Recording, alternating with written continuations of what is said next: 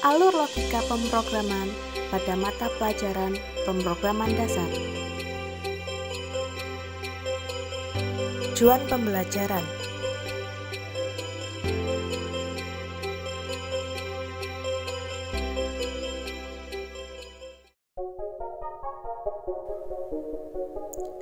Hai semua, kita akan belajar mengenai alur logika dalam pemrograman. Nah, kita akan mulai dengan contoh flowchart yang sederhana ini. Ini adalah flowchart sederhana mengenai program perkalian. Apa sih flowchart itu? Flowchart adalah suatu bagan dengan simbol-simbol tertentu yang menggambarkan urutan proses secara mendetail dan hubungan antara suatu proses atau instruksi dengan proses lainnya dalam suatu program. Sekarang kita akan mempelajari simbol-simbol yang biasa digunakan dalam pembuatan flowchart. Nah, yang pertama simbol ini adalah bagan untuk mengawali atau mengakhiri dalam membuat flowchart.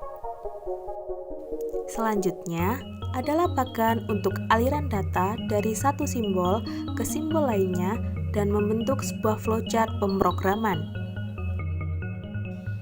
Selanjutnya, simbol ini adalah bagan untuk menyatakan operasi input dan output data yang diproses pada program.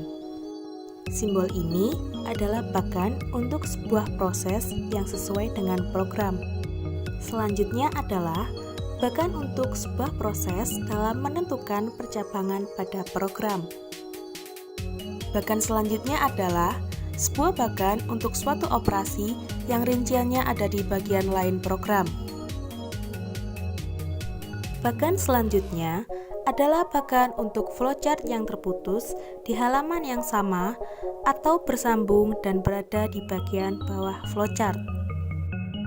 Bagan terakhir adalah bagan untuk menghubungkan bagian flowchart yang berbeda halaman dan berada di awal atau atas flowchart.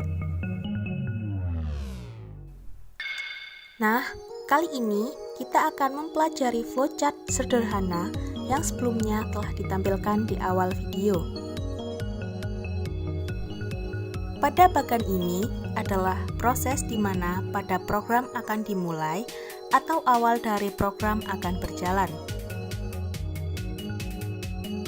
Pada bagan ini adalah memasukkan bilangan A dan bilangan B untuk selanjutnya akan dilakukan proses penghitungan sesuai dengan rumus yang ada pada program. Bagan ini adalah proses di mana masukan sebelumnya akan diproses atau dihitung sesuai dengan rumus. Pada bagan ini adalah hasil dari proses penghitungan sebelumnya.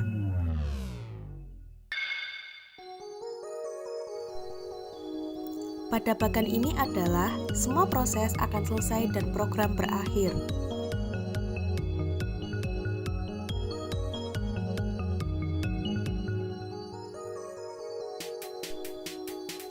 Nah, sekarang agar kalian lebih bisa memahami flowchart, akan ada contoh flowchart dan algoritma menghitung luas segitiga. Kalian bisa menyedah video dan memahaminya. Jika ada yang ditanyakan, silakan mengirimkan komentar pada kolom komentar.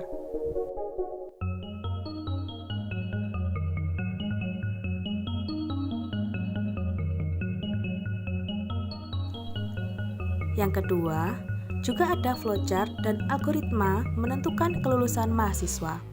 Kalian juga bisa menjeda video dan memahaminya. Jika ada yang ditanyakan, silahkan mengirimkan komentar pada kolom komentar.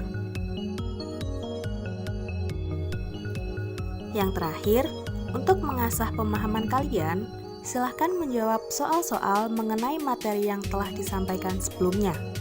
Kalian bisa menjeda video dan mulai mengerjakan.